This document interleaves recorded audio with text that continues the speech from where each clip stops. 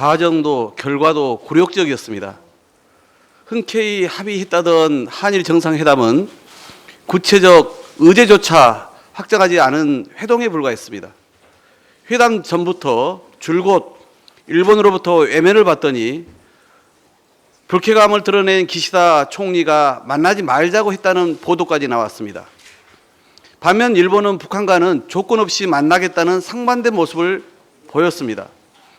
우리 시간으로 오늘 새벽 일본 총리가 있는 곳으로 대통령이 직접 찾아가 가까스로 성사된 기껏 30분가량의 만남은 일방적 구애로 우리 국기인 태극기 설치도 없이 간신히 마주 앉은 비굴한 모습에 불과했습니다.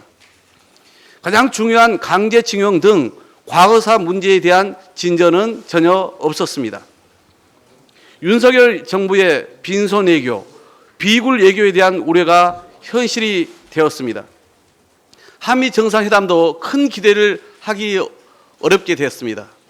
1시간 전쯤 바이든 미국 대통령과 다른 회의장에서 48초간 서서 나눈 짧은 대화가 설마 정상회담의 전부일 거라고 믿고 싶지 않았습니다.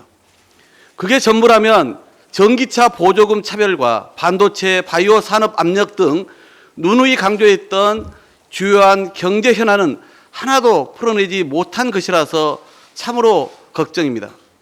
더구나 윤석열 정부의 빈손 외교, 비굴 외교에 이어 윤석열 대통령의 막말 사고 외교로 대한민국의 국적까지 크게 실추되었습니다. 윤석열 대통령이 회의장을 나오면서 비속어로 미국 의회를 폄훼하는 발언이 고스란히 영상에 담겨 대형 외교 사고로 큰 물의를 일으켰습니다. 조문 외교라더니 정작 여왕관 조문은 못하고 일본 수상은 손수 찾아가서 간신히 사진 한 장 찍고 바이든 대통령과는 회의장에서 스치듯 48초 나눈 대화가 전부였습니다. 왜 순방을 간 것인지 무엇을 위한 순방인지 의아합니다.